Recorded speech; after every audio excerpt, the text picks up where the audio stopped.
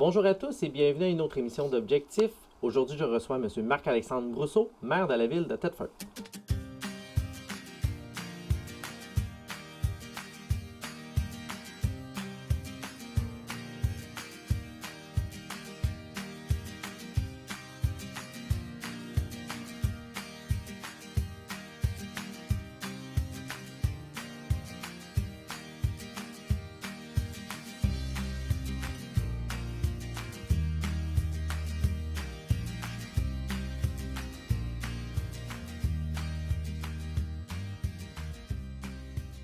Bonjour Marc-Alexandre. Bonjour. Ça va bien? Très bien, merci. Toi aussi? Ben oui. Merci d'avoir accepté de venir nous rencontrer, faire cette mise à jour pour le BAP. En entrée de jeu, je veux dire qu'on a quand même fait déjà deux émissions, avec une avec Luc Berthold et une avec Isabelle Lecourt. OK. Je dirais plus en amont, en préparation du BAP, là, un peu pour voir ce qui s'en venait, c'est quoi un peu les attentes à leur niveau. Je suis content de faire ça, je dirais peut-être en mi-chemin. Oui, on peut dire qu'on est à peu près à mi-chemin. Là. À mi-chemin, là, on va voir ce qui s'est fait de ton point de vue, puis ce qui s'en vient, puis un peu les attentes du maire de la ville, puis l'ensemble pour les citoyens, qu'est-ce qu'on va faire. On en est rendu où là, au BAP là, à cette date-là? Beaucoup d'étapes de passé? Oui, fait que effectivement, le bureau d'audience publique en environnement qui a été créé pour parler des questions de l'amiante.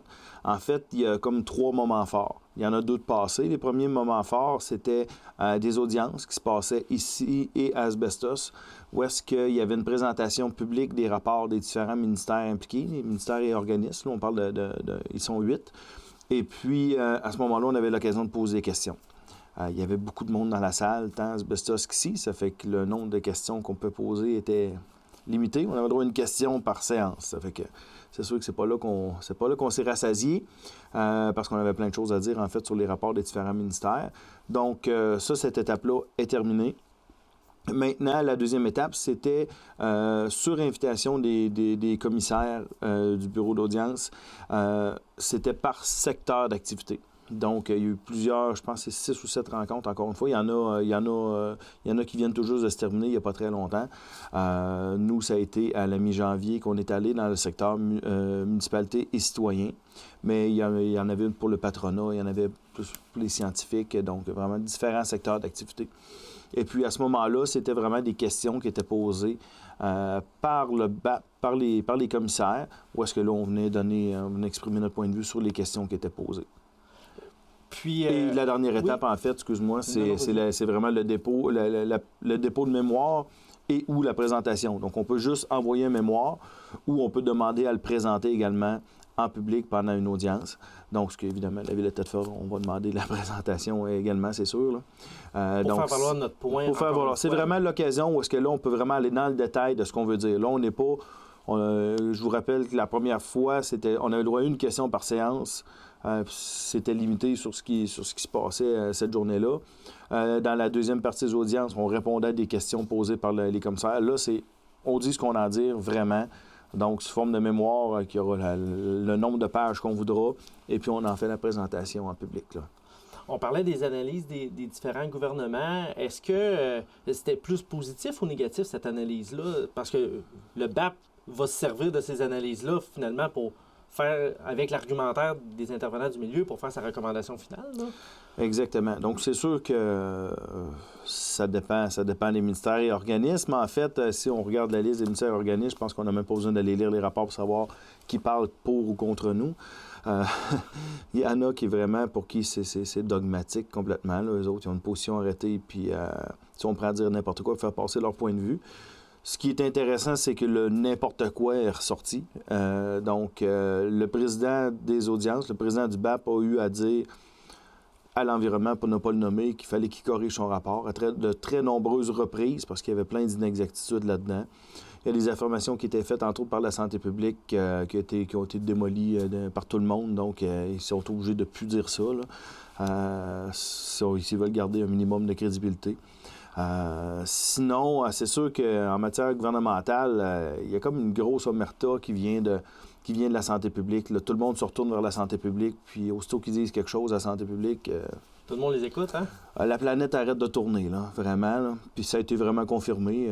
Il y a des gens du ministère de l'Environnement, entre autres, qui disaient nous, à partir de quand on a un avis de la santé publique, on se questionne plus sur tous les autres avis qu'on peut recevoir. Fait que c'est un peu surprenant pour tout le monde d'entendre ça. Puis il y en a d'autres. En fait, le seul qui était vraiment intéressant, plus pour nous, c'est le ministère du Développement économique qui est venu démontrer le potentiel incroyable en matière économique que les résidus d'amiante peuvent avoir. Là. Juste en matière de magnésium, en dollars d'aujourd'hui, selon les prix d'aujourd'hui, on est à peu près à 400 milliards de valeur de magnésium dans les résidus miniers. Ça fait du développement économique, là? C'est de la job, puis c'est de l'argent, puis c'est des impôts sur le salaire payés au gouvernement, puis c'est vraiment quelque chose d'intéressant. Puis là, on parle pas de tout ce qu'il y a d'autre dans les sables. Ça fait que... Non, ça reste juste au principal matériau. Là, exactement. Mais il reste qu'on a réussi à mettre en valeur le fait que tout ça était basé sur pas grand-chose. Et puis qu'on aurait avantage vraiment à poser plus de questions et à creuser quand les gens affirment des choses sur le milieu de l'amiante. Et on espère que le BAP va voir clair dans tout ça. Là. On parlait des audiences, on a eu une belle participation, je veux dire, des intervenants pour aller poser des questions, mais aussi des citoyens en général qui étaient curieux d'aller voir ce qui se passait aussi dans ce processus-là. Il y avait une bonne présence, effectivement. On parle de plus ou moins 100 personnes par journée d'audience, par demi-journée d'audience, c'était des demi-journées. Les gens, effectivement, sont intéressés. Puis il y en a qui, moi, j'ai rencontré des gens là-bas qui sont venus par curiosité au début, puis qui ont trouvé ça tellement intéressant qu'ils sont venus à toutes les autres audiences. Ce qu'il faut comprendre, pourquoi on en parle tant, parce que les gens disent « Arrêtez donc d'en parler. » Arrêtez donc d'en parler, là. C'est parce que ça nous coûte une fortune, cette histoire-là. Puis là, ils réussissent toujours à aller plus loin dans les contraintes qu'ils nous mettent. C'est complètement fou. Les gens n'imaginent pas ce que c'est. Là, on parle plus juste de sorte de mine, là. Les problèmes qui nous sont causés par l'environnement et la santé publique, c'est aussitôt qu'il y a des traces d'amiante, même si c'est du sol naturel. Ça veut dire qu'on fait des projets d'excavation maintenant, c'est tout au complet qu'on paye pour envoyer dans les sites d'enfouissement. On n'a même plus le droit, si on donne un coup de pelle dans quelque part, on n'a plus le droit de remettre le contenu de la pelle dans le trou. Là. Puis il faut comprendre qu'on a quand même un sol riche en présence d'amiante. Quand on parle de traces d'amiante, présentement, la présomption, c'est qu'il y en a partout. Sinon, il faut faire analyser pour démontrer l'inverse. Puis une analyse, c'est encore des coûts supplémentaires. C'est encore des coûts, c'est des délais. Mais en même temps, quand on parle juste de traces, on risque d'en trouver partout des traces. Est-ce que les traces d'amiante dans du sol naturel sont vraiment dangereuses? On va se poser la question, c'est y répondre. Puis en même temps, on parle souvent de coûts excédentaires. C'est pour tout, parce que même la ville fait des travaux, des réfections routières, des choses comme ça, des constructions neuves, veut rénover des partiels. Tout le monde est imputé de ça, puis indirectement par nos taxes par la suite. Là. Exactement. Mais ça, c'est vrai pour les travaux municipaux. Mais maintenant, c'est tout. Là. C'est ton entrée d'auto, c'est l'entreprise qui va faire des travaux dans le cours de son entreprise, parce que c'est partout. Là. C'est tout le monde qui habite sur notre territoire. Aussitôt qu'il y a des travaux d'excavation, maintenant, si on ne réussit pas à faire changer ça, qui va être impacté, des fois, la facture peut presque doubler. Je veux dire, il n'y a personne qui sort gagnant de ça au bout du compte, là. Bien, c'est ceux qui ont une idéologie sanitaire, on va dire ça comme ça. Les rencontres sectorielles, eux, ça a permis de regrouper et la MRC, les intervenants à la MRC et Appalaches, je dirais, et ceux du coin d'Asbestos. Oui, en fait, nous, quand on est allé, on n'était pas très nombreux. On était peut-être une douzaine d'intervenants en tout. On était plusieurs représentants de la ville de Thetford. Il y avait les gens de la MRC des Appalaches, la MRC des Sources, où est-ce qu'Asbestos est situé, la ville d'Asbestos. Il y avait aussi des organismes qui étaient représentés, là, des organismes environnementaux, comme Gros-Bec, qui s'occupe de la rivière Bécancour, était là. Il y avait ensuite de ça donc la Coalition pour le Québec et meilleures mines. Et ils ont eu l'excellente idée d'inviter une des militantes anti-amiante les plus connues au Canada, là, qui n'est même pas du Québec. Là. On n'a pas trop compris pourquoi, mais elle était là, puis elle déversait son fiel. Okay. Donc, c'était une rencontre où il y avait des gens pour et contre. Là, oui, absolument. Donc, c'était une espèce de débat, là, finalement, là, doit s'être un peu installé? Non, la dynamique était quand même bien. Ce qui a aidé, c'est que les deux personnes les plus négatives à notre rencontre étaient en vidéoconférence, donc c'était plus difficile pour eux d'intervenir. C'était bien correct ainsi. Mais sinon, non, je pense que le fait que c'était des questions dirigées par le BAP, on répondait aux questions. Puis, en fait, si quelqu'un s'écartait du sujet parce qu'il voulait lancer son idéologie, il pouvait se faire ramener à l'ordre. En fait, c'est arrivé pour Mme Ruff qui a tenté de juste dire ce qu'elle pensait sans s'occuper vraiment de comment ça devait se passer. Elle s'est fait remettre à l'ordre à quelques reprises. Donc, somme toute, c'est du positif qui est probablement ressorti de cette rencontre-là? C'est une bonne question parce qu'en fait, du positif, le réel positif, je pourrais dire que ça en est lorsqu'on aura le résultat et qu'il sera positif pour nous. Maintenant, on a l'occasion de dire ce qu'on pense. On le fait bien. On est bien argumenté, bien articulé. On a l'occasion de dire ce qu'on veut. On va avoir l'occasion encore plus avec le dépôt du mémoire et la présentation du mémoire. Mais il y a plein d'autres personnes qui ont l'occasion de dire le contraire de ce qu'on dit. Puis on ne sait pas comment le BAP va jongler avec du blanc et du noir pour essayer de faire du gris. Puis, sûrement qu'ils essayent d'être neutres dans la réceptivité des choses. Ils sont excellents. Les commissaires du BAP sont excellents. C'est des gens qui s'y connaissent. C'est des gens qui ont une bonne écoute.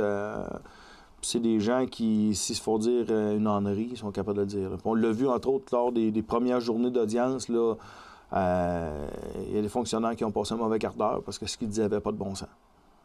Donc, c'est bien. Au moins, ils sont là pour mettre en lumière des faits scientifiques. Donc, de pouvoir dire qu'est-ce qui dépasse un peu le cadre. Oui, exactement. Puis ce qui est ressorti un peu aussi, c'est la notion d'acharnement sur l'amiante, parce que des cancérigènes, il y en a plein d'autres.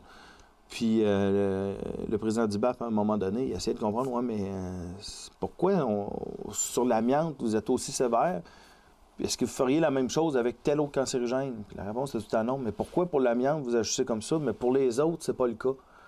Ça, c'est un peu resté sans réponse. Là. Il n'y avait pas vraiment de raison. Là. Non, les autres, quand c'est l'amiante, c'est la fin du monde, mais quand c'est les autres cancérigènes, la vie continue de tourner. Probablement que ça part de certains lobbies. Ça part surtout de certaines personnes là, qui sont facilement identifiables, là, qui nous causent un tort assez incroyable. J'aimerais qu'on poursuive sur les dépôts de mémoire. C'est quoi le principe et qu'est-ce que ça vient apporter un peu plus? On a parlé que ça permettait de divulguer un petit peu plus notre opinion puis de présenter. Mais qui peut déposer un mémoire? C'est quoi le processus? Puis c'est quoi ça comporte finalement l'écriture d'un mémoire? Bonne question. En fait, le mémoire, c'est d'exprimer sa position. Donc, nous, la Ville, évidemment, on va faire un mémoire étoffé selon toute notre connaissance du dossier qu'on traîne depuis plusieurs années. On va avoir les ressources, on investit des ressources, on a embauché des consultants pour nous aider à faire le mémoire. Donc, évidemment, on va avoir quelque chose d'assez volumineux et assez documenté. Mais un petit organisme qui a vécu une situation reliée à l'amiante et qui a quelque chose à dire peut écrire une lettre d'une page au BAP pour que son opinion soit prise en compte. Donc, c'est vraiment aussi large que ça. Les gens ont jusqu'au 4 ou 5 février pour manifester leur intention de déposer un mémoire. Puis ensuite de ça, je pense une semaine plus tard, ils doivent déposer le mémoire.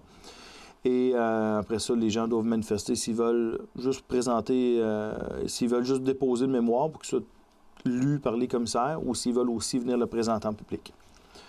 Puis le fait de le présenter en public, est-ce que c'est fait devant audience ou c'est fait... toujours sous forme d'audience. Et évidemment, nous, on souhaite qu'il y ait le plus possible de gens de chez nous qui présentent des mémoires parce que le lieu des prochaines audiences, on nous a dit que ça dépendrait de la provenance des mémoires. Donc, plus il y aura de mémoires qui proviennent de notre région, plus il y a de chances que les prochaines audiences se passent ici à Tête-Forte. Sinon, ça devrait être dans la région. C'est ça. Mais c'est vraiment important pour nous parce que oui, c'est correct d'écrire un mémoire de la meilleure qualité possible.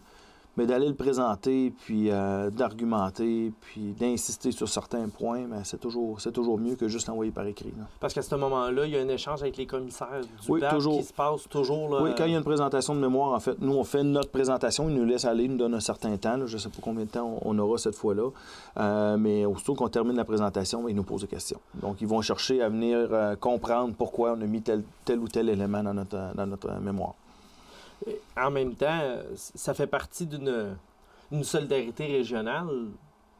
Et en même temps, j'ai envie de dire même plus large que ça, parce que ça, on prend aussi la ville d'Asbestos qui n'est pas dans la même région que nous, mais qui vit un peu les mêmes, pas les mêmes, mais qui vit les mêmes problématiques face à l'amiante. Tu sais, plus qu'il va y avoir une solidarité là-dedans, dans les mémoires qui vont être déposées. Puis de façon plus large que ça, quand on sait que l'amiante, on peut en retrouver à partir de la Gaspésie, aller jusqu'au Texas, puis aller en Abitibi, il y a beaucoup de monde qui peuvent être touchés par ça. Puis la présence du résidu minier, il a été transporté, puis il a été étendu partout. Là. Moi, j'ai eu plusieurs contacts avec l'ancien maire de Saint-Joseph-de-Beauce qui disait on essaie de faire une piste là, mais ça coûte une fortune à cause de votre sorte de mine. Si tous ceux qui connaissent ce genre de problème-là lèvent la main, il ne faut pas que ça ait l'air d'être juste la ville de Thetford qui connaît des problèmes par rapport à ça. Parce que tout le monde s'en est pas encore rendu compte, tout le monde n'a pas encore été confronté à ce problème-là parce qu'ils n'ont pas eu d'excavation à faire. Mais je vous le dis, là, le jour que n'importe qui veut faire faire son entrée d'auto, c'est plus le même prix que ça coûte tant qu'on n'a pas réussi à changer les règles. Oui, parce qu'on en parle beaucoup, mais la norme n'est pas juste pour le territoire donné, dans notre cas ici, de la ville de Thetford. La norme sur l'amiante, c'est pour le Québec en entier. Dans le sens où, je vais être obligé de dire non. En fait, la réalité, c'est qu'elle est appliquée à peu près juste chez nous. Il y a, pour le territoire de la MRC des Appalaches, il y a une directive qui a été émise à l'environnement. Précise. Puis chez nous, là, ils nous surveillent, le nez dans le derrière, excusez, comme on dit. Puis alors qu'ailleurs, personne ne pose de questions. Donc, oui, la norme est pour tout le Québec. Sauf qu'il y a vraiment une directive ici qui fait en sorte qu'on est beaucoup plus surveillé qu'ailleurs. Puis que chez nous, c'est beaucoup plus sévère qu'ailleurs. Personne n'y gagne finalement. Mais, c'est ça, dans le sens où... donc, on invite les gens, s'ils ont des idées à mémoire, sûrement que... donc, pour pouvoir déposer ça, puis eux aussi aller assister au dépôt des mémoires. Là, bien, c'est important parce qu'il faut que les gens sentent qu'on a l'appui du milieu. Il faut que les commissaires sentent qu'on a l'appui du milieu. Je sais que le CIS, le Centre de santé régional, a procédé à des sondages pour essayer de voir qu'est-ce que les gens pensaient. J'ai personnellement été appelé à la maison. Fait que j'ai vu le type de questions qu'ils posent, puis... Sincèrement, on dirait qu'ils pensent vraiment que le monde capote avec ça. Là. Ils pensent vraiment que tout le monde a peur de l'amiante puis que c'est la fin du monde. Je suis content qu'ils m'aient appelé. Puis j'espère que tout le monde a répondu dans le sens que j'ai répondu ou qu'ils comprennent qu'on a un appui massif de la population. Puis que les craintes qu'ils essayent de faire à tout le monde, là, comme notre fameux directeur de la santé publique qui est allé affirmer à Radio-Canada que lui, il serait inquiet d'habiter à proximité d'une halte de résidus. Là. Bien, c'est d'une irresponsabilité totale, absolument indigne de quelqu'un qui porte un titre de médecin. Oui, parce qu'en même temps, il considère l'amiante comme une matière dangereuse. Bien, c'est parce qu'à un moment donné, il y a tout ce qu'il faut pour savoir que c'est pas dangereux d'habiter à côté d'une montagne de résidus. Là. Ça fait que de dire des faussetés comme ça pour essayer de faire peur au monde, là, il mériterait une bonne tape sur les doigts. Là. Les prochaines étapes qui s'en viennent, on va avoir le dépôt des mémoires, le dépôt final du rapport, finalement, des commissaires va se faire en juillet, je crois. Oui, c'est sûr qu'on, depuis le départ, affirmé que si on a besoin de plus de temps, ils vont prendre plus de temps. Les discussions de corridor qu'on a avec eux, c'est des gens qui ont beaucoup d'expérience dans les bureaux d'audience publique, puis ils nous disent que c'est probablement le dossier le plus complexe qu'ils ont eu à gérer. Parce qu'il y a une polarisation incroyable des opinions dans ce dossier-là. Il y a beaucoup de monde qui veulent intervenir. Les implications sont majeures pour notre milieu. Donc, tant mieux s'ils sont capables de régler en juillet, parce que nous, je rappelle qu'on a reporté 50 % de nos travaux de voirie l'année passée, parce qu'on attend un changement de règle. Mais quand on les a reportés en 2019, c'était pour les faire en 2020. Donc, on a hâte de savoir que ça change, parce qu'on a beaucoup de travaux de voirie prévus à l'agenda pour 2020, et on ne veut pas gaspiller l'argent du monde. D'ici là, donc les commissaires, un coup qu'ils vont recueillir l'information, ils vont se mettre à l'écriture du rapport. Donc, à partir de ce moment-là, il n'y a plus d'influence qui peut se faire. Non, à moins que, dans le cadre de leur rédaction, il y ait des questions posées, des demandes de précision sur certains éléments qui ont été apportés. C'est pas impossible. Mais sinon, officiellement, il n'y a plus d'auto-audience publique, il n'y a pas d'interaction prévue, autre que si eux sollicitent quelque chose. À ce moment-là, ils risquent de reformuler des rencontres sectorielles, comme on parlait précédemment. Oui, c'est ça, mais en fait, ce qui pourrait arriver, c'est pendant qu'ils prennent connaissance de tout ce qui a été dit pendant les premières parties des audiences, bien, ils peuvent se rendre compte que quelqu'un a fait référence à un document qui pouvait exister, puis qu'ils n'ont pas le document, ils peuvent nous demander de fournir des documents. Les autres vont vraiment vouloir bien comprendre la situation pour avoir toutes les informations qu'ils ont besoin pour la rédaction. J'aimerais... c'est quoi le souhait du maire de la ville de Thetford là, pour les prochains les mois, puis qu'est-ce qui s'en vient pour le BAP? Ben, en fait, nous, tout ce qu'on demande, c'est qu'il y ait du gros bon sens. On veut juste que les gens recommencent à réfléchir dans la vie, là. On peut pas juste prendre quelqu'un qui dit qu'il faut rien faire à Thetford, parce qu'en fait, présentement, tous les projets seraient bloqués. S'ils suivaient à la lettre ce qu'ils nous disent, là, au niveau de la santé publique, c'est qu'il n'y a absolument rien qui pourrait se passer en dedans d'un rayon d'1 kilomètre des dons. C'est-à-dire où est-ce qu'habite 70 % de la population de la ville de Thetford, là. Oui, parce qu'on serait 1 kilomètre, tu sais, si on figure un peu, là... C'est presque tout le territoire, c'est presque tout le périmètre urbain de la ville. C'est 70 % de la population. Ça veut dire qu'à peu près tous les projets seraient bloqués. Présentement, en fait, ils cherchent à bloquer tous les projets. Projets de toutes sortes, là. Économique, résidentiel, exactement. Et des ressources naturelles. Ça n'a aucun espèce de bon sens, là. Nous, ce qu'on veut, c'est qu'il y ait une intelligence qui se forme par rapport à ça, que les gens aient des données, parce que présentement, il n'y a aucune donnée. Puis ça a ressorti beaucoup dans les audiences, là. Sur quoi vous basez? Sur quelle donnée vous basez? Bon, on n'a pas de données. Ouais, mais pourquoi si tu n'as pas de données que tu dis ça? Ah, bon, on prend pas de chance. On prend pas de chance. En fait, c'est ça qui se passe dans le dossier d'amendement. Ils prennent pas de chance. Ils savent pas de quoi ils parlent, ils savent pas pourquoi, mais ils prennent pas de chance. Et là, nous, ce qu'on dit, arrêtez de ne pas prendre de chance, là, puis prenez la chance de faire des analyses, puis des données, puis de mesurer qu'est-ce qu'il y a dans l'air. Puis si c'est réellement problématique, on en reparlera. Mais nous, on le sait que ça ne le sera pas. Parce que, tu sais, il y a des études aussi qui prouvent qu'il n'y en a pas de danger. Donc, tu sais, de l'autre bord de la table, il y a des données qui prouvent le contraire de ce qu'ils disent, ou eux n'ont pas de données. Ah, c'est ça. Eux autres, ils veulent rien savoir des études qui vont dans notre sens, là. Puis, à part de ça, c'est vraiment le principe, c'est qu'ils n'ont pas de données, ceux qui prennent pas de chance. Mais nous autres, on dit, prenez-en des analyses d'air, là, parce qu'on n'est pas inquiet des résultats que vous allez avoir. Puis celles qui ont déjà été prises, parce qu'il y en a déjà eu dans le passé, bien, on est en dessous des normes. Donc, en espérant un dénouement favorable, positif, s'il vous plaît, pour ça. Il reste quelques petites minutes. On parlait le BAP et tout ça, mais j'aimerais ça fait un beau tremplin, je pense, avec la ville qui stimule au-delà de tout ça, avec à la recherche de beaucoup de talents, je pense, à la ville. On voulait le souligner aussi. Bien, c'est ça, parce que c'est pour faire le lien entre les deux. Le BAP, en fait, nous, on a demandé le changement de règles.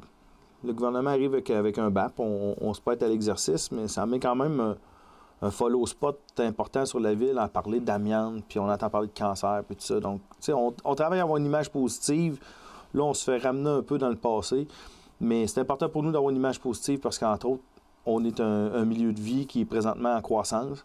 Tant notre ville, notre région, que l'organisation municipale comme telle de la ville, puis on a beaucoup d'emplois de qualité à offrir. On est en train de terminer le processus pour notre nouveau directeur général. On a présentement un concours d'affichés pour le directeur de service d'incendie. On a des postes en affaires juridiques aussi, assistant greffier. On embauche presque toujours des cols bleus. On a régulièrement d'autres postes de cette qualité-là qui sont disponibles. Donc, il faut que les gens sachent qu'on est d'une organisation performante puis qu'on veut que les bons talents viennent travailler chez nous. Mais il faut qu'il y ait du positif qui sorte de la ville, sur la ville aussi. Là, puis dans le dossier de l'amiante, c'est un peu déplaisant pour ça, là. Marc-Alexandre, merci beaucoup pour l'entretien aujourd'hui. Merci à toi. Je te souhaite beaucoup de candidatures qui vont arriver. Puis un beau dénouement aussi pour le BAP. Merci de l'invitation. Merci également d'avoir été des nôtres pour un autre objectif.